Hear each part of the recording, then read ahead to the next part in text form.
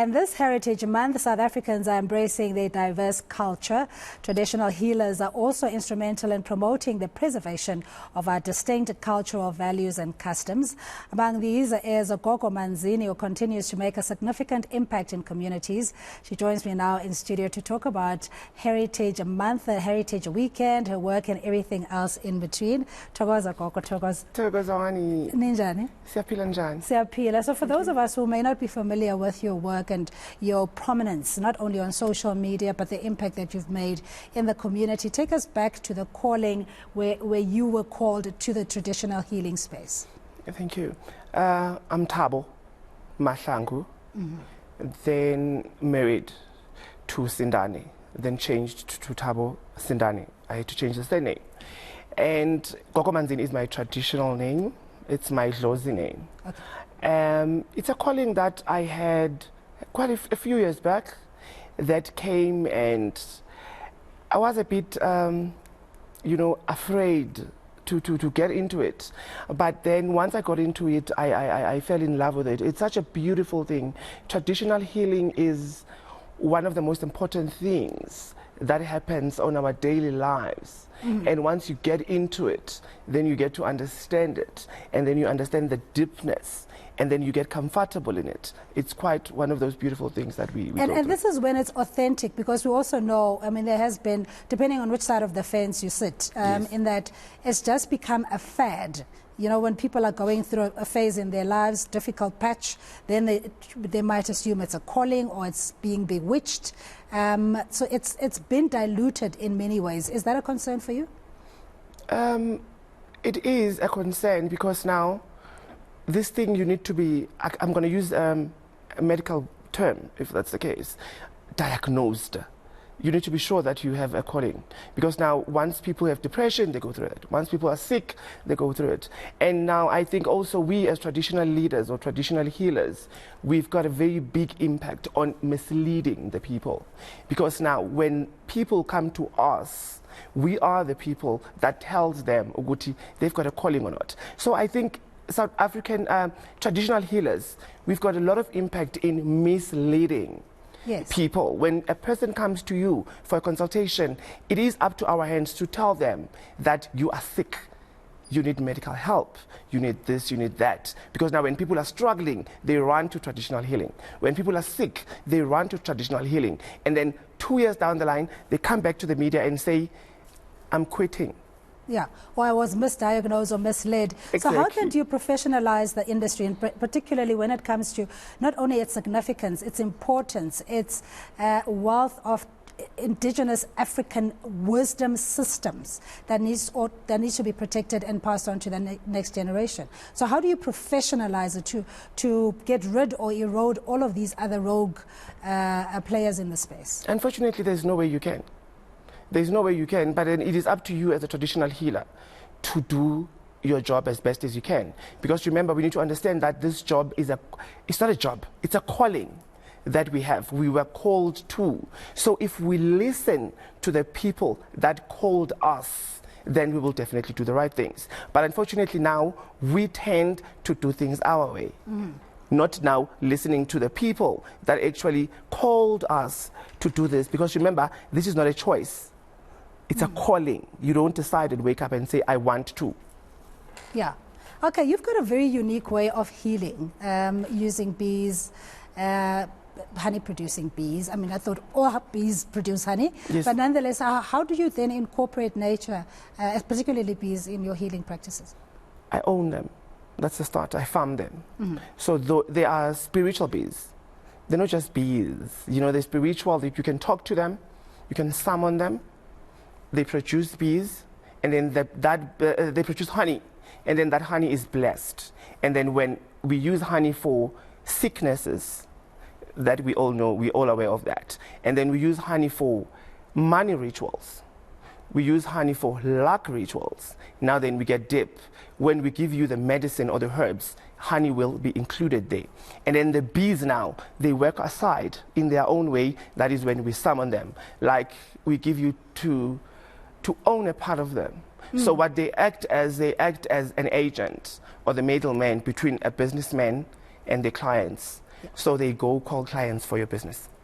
Okay, and I want to take it now into the spiritual realm, if you like, you know, the religion, Christianity versus traditional healing and traditional customs as well. That tends to be a bit of conflict, whether you can really serve both as an African. As an African, you can. Remember, at first, we need to know, and we cannot run away from the fact that we are God's creatures, whether you are a traditional healer or not. So now, what happens is this: religion and tradition, you said, right? Those things, they don't clash. They go hand in hand. It's just that we, as people or human beings, we make it difficult. We are people, and we choose now. With religion, you get to choose which direction you want to take. Like spirituality, you get to choose, I'm going to be a Christian, I'm going to be a Muslim, that is a choice. Kind of born into it as well, but I suppose later in life one can convert. Yes, you're born into it, but you don't have a decision. You decide, okay, look, I don't want this. I want to go to this church. I want to go to this Christianity. This is the one that I'm going to follow. But now, with traditional healing, as per se, you don't have a choice. It's a calling. Yeah. But those two things, you can incorporate them. Uthixo namadlozi. Yeah. They work together. Because at the end of the day, we were created by God. In everything, He's a start. Yeah. Exactly. Made in His image and His likeness. And this brings me to my second question in terms of the pronouns and definition of sexuality, of what people prefer to be recognized as. Or how they identify themselves to be. Whether, you know, you consider yourself as a she, or do you go by Gogo? Is it umkhulu usually would be the male? Yes. The more paternal, I guess. Yes. Ugogo, like closing name. Yes. Okay. Ugogo is when you were entered by idlozi lomuntu wesimame. Yeah. And then it doesn't matter of your gender. You can be a male and then you can get ugogo that got into you. You can be a female and still get ugogo. And then there's umkhulu now, amakehla. Then that is when we differentiate indlela esibizwa ngayo. If you are gogo, ungeno ugogo. If you are mkhulu, ungeno umuntu wesilisa. Okay. Yes. All right. And the consultations, you know, I don't know, people don't generally publicly say these things. Good day, I'm going to, but when we go see a doctor, you come back with a doctor's note and a diagnosis and what treatment you ought to take. How does it work in the traditional healing space? Okay, in terms of paperwork? Yeah, consultation and what kind of remedies you have. Are these certified, for lack of a better word, or, you know, recognized by the medical health practitioners, etc.? How does it work? With our consultation with us is ukuhlola, meaning that when you come you've got a problem, then you come to me as a traditional healer. I first consult you, meaning is getting deep into you, getting to know what is going on in your life. How am I going to assist you? That is when I get the guidelines from the ancestors. That is when we consult. And then the herbs or meat that we give you, it depends on what came out of the consultation. But in terms of the accreditations and with the medical, no, those are herbs, traditional, we dig them down from the ground. Yeah, but I mean, the industry has evolved and a lot of gains have been made, particularly when it comes to not only the recognition, but also the approval to an extent of the practice of traditional healers. Yes. And this is why you see products on the shelves regarding cleansing of your blood or whatever it is, you know, tonics, etc. You get to go there. Because now, then that is when there are doors that you need to knock in for you to get that credibility. Like there's organizations that you need to be part of. And then you're now part of the organization. And then you can do your herbs. And then you can go to companies that approves products to be on the shelves. You can. I mean, we're going big. Yeah. You know, we're going big. We're allowed to do whatever that we want to do. Especially we can go to pharmacies. Yeah. We can work with pharmacies and give our traditional plants. And then traditional medicine, and then mixtures, and then hand them over to then they go for the test, and then they go to the shelf. And you also have the client doctor or healer confidentiality, in the sense that what 100%. You do is very discreet. Yes. It's not going to be advertised that that person has come to you. But do you find when people even come and consult that they are apprehensive or slightly embarrassed or uncertain of what it is that they came to you for? Confidentiality is the first. Because and another thing is, me as a doctor, as your healer at the time, I need to make you comfortable. And then what you came for, it should be between me and you. And we've got people that are well known that comes to our practices, but then now they don't want to be seen. It is their own, it's their own space. So we cannot force them to want to be seen. Then we arrange times at night. We get pastors coming to our practices, especially for bees and for izigubu, things that attracts people. So now those ones, they are very private. So we have to keep it confidential, because I cannot be sitting here or telling people that Pastor who comes to me for people to be full in the church. Yeah. And does it come with a disclaimer in that if the potions or the mixture that you give a person, if that doesn't have the healing results, do you take some responsibility, or is there a disclaimer that says this may not work 100%, you may need other interventions, i.e. medical treatment? Yes, for sicknesses. For sicknesses, when you do consultation, before you even touch a person, as a good traditional healer, you need to know that I can heal this and this one needs medical attention. That is a fact. Sometimes when someone comes into your surgery, into umbayako, you need to consult and check, look, ngingakuthinta ngemithi yesintu, or I need to refer you to a doctor or to a hospital. So we need to be very careful, because you might end up killing somebody. Because now there's sicknesses or diseases that don't want strong traditional herbs, but they want medical assistance. Like someone coming and say, they're sick.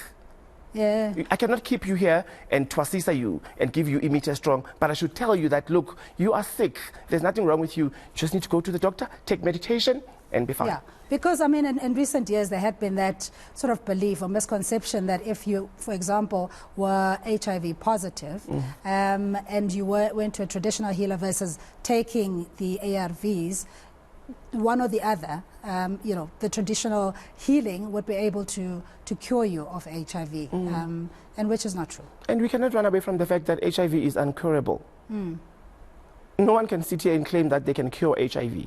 Yeah. Exactly. So Gogo, before we let you go, the kind of work that you've done in your community and the impact it's made, and I want to go back to traditional value systems, because if somebody comes to you, they've got a chronic disease, but they're not taking care of themselves, they're not eating properly, or whatever it is, it perpetuates, and they're sick, or maybe they don't even want to acknowledge that they're sick. They'd rather choose the traditional medicine treatment, whereas theirs is chronic and it requires a doctor. Are you able to then educate communities in that sense to say, don't consult when you know what the issue is, rather go to a specialist? Yes. That is what we always preach. That is the work that we always tell to people. I always tell to people that, as I said, going back to our conversation earlier, that we need to be able to tell people the truth, whether they can be assisted by us traditionally or they need to be assisted by they need professional medical assistance. Yeah. All right. So we see a lot of boards as well where people say love back potions or umsebenzi or money rituals and that kind of thing. Is it real? It's real. I do it. Certain things are real. Love back rituals. Love back, yes. Love spells. We do that. That is so real. It's so real. It's not even funny. Money rituals. There's a misconception or not understanding. Money ritual can only be done by someone that is doing a business. Because now, when we do a money ritual, it's not that we're going to give you something and then money will pop into your bank account. Whatever that we give you, you also need to work so that you can assist it. So the only way that money can come to you as a human being is through working. Yeah. So there's nothing that I'm going to give you that was going to give you money. Same thing as faith. Exactly. If it's not applied, but if you come to me as a business person, wanting your business to grow, I will definitely assist you. If you come to me as a pastor, or wanting a church to be big, I will definitely assist you. All right. I'm afraid we're going to have to let you go. Thank you so much for coming. Thank you so much for having me. It was very beautiful. Really, really loved having you. Traditional healer Gogo Manzini joining us in studio, talking about her work, the healing, traditional healing practices, and the honesty around the consultations as well.